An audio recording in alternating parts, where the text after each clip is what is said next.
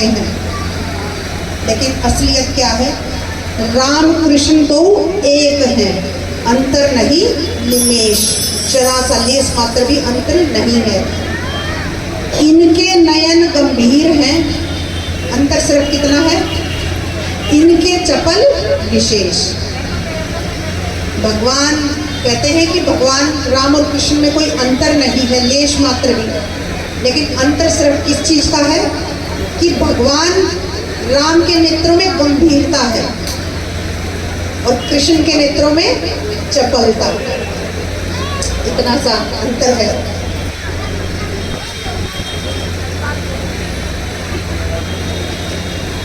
राम की करनी को हमें अपनाना चाहिए और कृष्ण की कथनी को अपनाना चाहिए। जो उन्होंने कहा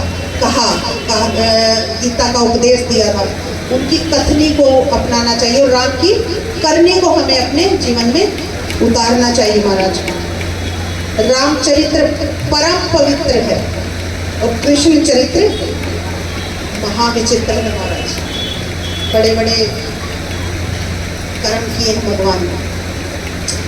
परीक्षित जी कहते हैं, सुखदेव जी आप मुझे रामचरित्र सुनाइए। आइए सुनते हैं, संक्षेप में सुनाती हूँ। भगवान नारायण की नाभि से ब्रह्मा जी हुए, ब्रह्मा जी के पुत्र हुए मारीच और मारीच के पुत्र हुए ऋषि कश्यप। अब कश्यप और अदिति का विवाह हुआ, उनके पुत्र हुए सूर्य, जिनसे सूर्यवंश का विस्तार हुआ। राम जी सूर्यवंशी थे, तो ये सूर्यवंश यहाँ से आया। इस वंश में महाराज मनु महाराज हुए, उनके पुत्र हुए नभग और नभग के पुत्र अमरीश, और वे जो है अमरीश जी जो थे वो भगवतीय पुत्र थे बहुत ही ज़्यादा। वो निर्जला एकादशी का व्रत करते थे, उनके बारे में भी एक कथा है, पर अभी समय नहीं है तो मैं इतना बता दूँ। निर्जला एकादशी का भी बहुत महत्व है महाराज, स्वयं भगवान रक्षा करते हैं जो निर्जला एकादशी का व्रत करते हैं। तो उनके पुत्र हुए रघु, जिनके नाम से रघुवंश का, रघुवंशी कुल में भगवान ने जन्म लिया राम जी ने, श्री राम ने। अब रघु के पुत्र हुए हैं राजा दशरथ, दशरथ के पिता थे अज। तो महाराज दशरथ बहुत ही तेजस्वी, तपस्वी और पराक्रमी राजा थे महाराज। उनकी 3 रानियां थी, कौशल्या, सुमित्रा और कैकेयी, लेकिन कोई भी संतान नहीं थी।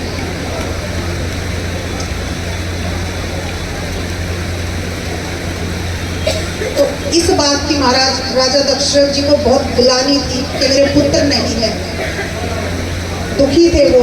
राजा तुरंत गुरु जी के पास जाते हैं और उनके चरणों में प्रणाम करते हैं, प्रार्थना करते हैं, महाराज मेरे जीवन में बहुत सुख और दुख आने वाले हैं, लेकिन अगर संसार को अपना दुख बताओगे तो हंसी होगी, है कि नहीं? लेकिन भगवान को और गुरु के सामने अगर तुम जाके रोओगे तो तुम्हारा निवारण होगा दुख का, हंसी नहीं उड़ाई जाएगी। तो दशरथ जी जो थे वो इधर उधर नहीं गए, उनका भी बड़ा कुल था। वो किसके पास जाते? गुरु जी के पास जाते हैं। अब गुरु जी ने उनसे कहा, धरहु धीर होई सुत चारी, कि धीर धरो, तुम्हें एक नहीं 4 पुत्र होंगे। त्रिभुवन विदित भगत भय हारी। आप चिंता ना करें राजन, आप जो इस अभिमान का त्याग करके मेरे पास मेरी शरण में आए हैं, इसलिए मैं आपको एक नहीं 4 पुत्र देता हूँ। किंतु जिस दिन तुम अपने गुरुदेव का अपमान करोगे, उस दिन तुम्हारा सबसे प्रिय पुत्र जो होगा वो तुम्हें छोड़कर चला जाए। ऐसा गुरु जी उनको ज्ञान देते हैं, वो ज्ञानी है, उनको पता है क्या होने वाला है। अब उनके जो गुरु थे, गुरु विशिष्ट जी, उन्होंने दशरथ से पुत्र कामेष्टि यज्ञ करवाया। यज्ञ से प्रसन्न होकर जो है अग्नि देवता जी थे, उन्होंने खीर का प्रसाद अग्नि में से, अग्निदेव जी लेकर प्रकट हुए, वो देकर जाते हैं। अब अग्निदेव जी कहते हैं कि ये खीर अपनी रानियों को खिला देना। राजा दशरथ गुरु वशिष्ठ जी की आज्ञा पाकर अपनी बड़ी रानी कौशल्या को आधा भाग देते हैं उनके गुरु के कथन के अनुसार, और बाकी आधा भाग अपनी दोनों रानी सुमित्रा और कैकेयी को देते हैं। रानियां गर्भवती हो जाती हैं, चारों ओर सुख का साम्राज्य हो जाता है महाराज। जैसे भगवान गर्भ में आते हैं, 4 दिन ते हरि गर्भ ही आए, सकल लोक सुख संपत्ति छाए। जिस दिन से हरि माता के गर्भ में आए, सब लोगों में सुख और संपत्ति छा गई महाराज। महादेव जी अयोध्या में घूम रहे हैं कि मेरे प्रभु आने वाले हैं। महादेव जी किसका नाम जप करते थे? राम राम राम राम। समय नजदीक है। अब चैत्र महीने के शुक्ल पक्ष की नवमी के अभिजीत नक्षत्र में दशरथ राजा के घर में अयोध्या नगरी में मर्यादा पुरुषोत्तम श्री राम जी जन्म लेते हैं। बोलिए मर्यादा पुरुषोत्तम श्री राम जी की जय हो। इस तरह से सब मिलकर बधाई बांटते हैं।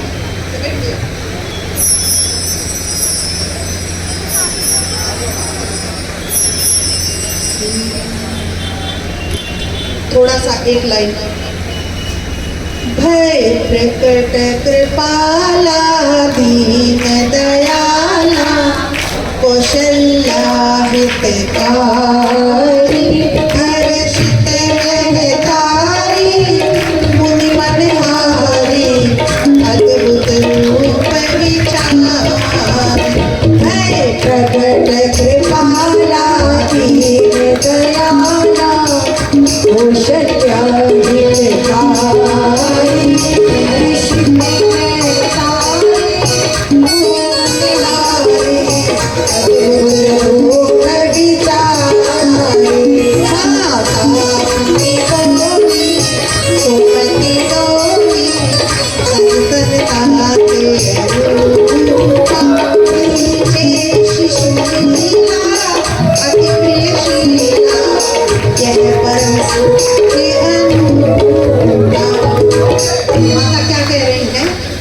भगवान जी, सिर्फ ये 2 लाइन सुनाने का मेरा अर्थ ये था कि जब भगवान जी जन्मे नहीं प्रकट हुए थे तो वो अपने सारे हाथों के सारे उनके सहित थे भगवान जी। तो माता प्रार्थना करती है उनसे कि आप शिशु रूप में आए और शिशु लीला करें ताकि मैं आपका स्नेह कर पाऊँ, आपको दुलार दे पाऊँ। भगवान शिशु रूप में आते हैं।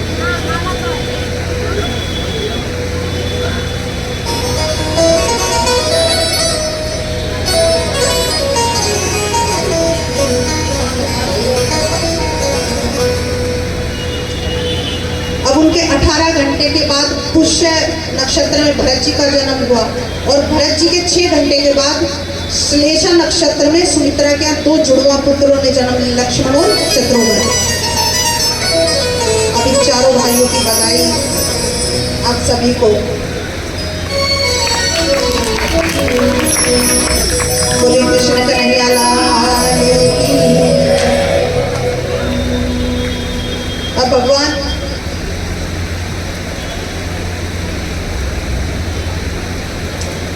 राम जी जो थे वो बहुत ही शांत बालक थे, इसलिए उनकी ज्यादा बाल लीलाएं नहीं हैं,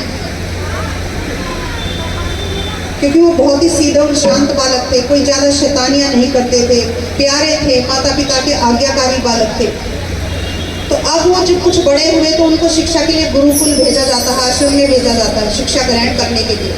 अब भगवान जो कई राक्षसों का वध करते हैं, जो राक्षस ऋषि मुनियों को प्रताड़ित करते थे, यज्ञ उनका खंडित कर देते थे, तो वो उनका वध करते हैं। भगवान कुछ बड़े होते हैं, उनको राज सिंहासन मिलने वाला था। ठीक उससे पहले कैकेयी माता, जैसे ही उनको राज सिंहासन मिलने वाला है, कैकेयी माता आती है और राजा दशरथ को कहती है कि आपने मुझे 2 वचन दिए थे, वो पूरे कीजिए। वो मांगती हैं, बताओ 2 वचन कौन कौन से हैं? एक तो भरत जी को सिंहासन और राम को 14 वर्ष का वनवास। अब राम जी के साथ वनवास में माता सीता और लक्ष्मण जी भी जाते हैं। वनवास में रावण द्वारा सीता माता का हरण होता है। वो उसको खोज रहे हैं माता को। रास्ते में श्री राम जी की भेंट हनुमान जी से होती है। बोले भक्त शिरोमणि बालाजी महाराज की जय हो। और वानरों की सेना तैयार करते हैं, युद्ध करते हैं, रावण का वध होता है। माता सीता को सम्मान के साथ वापस लेकर आते हैं, अयोध्या वापस आते हैं। तो ये थी संक्षेप में राम जी की कथा।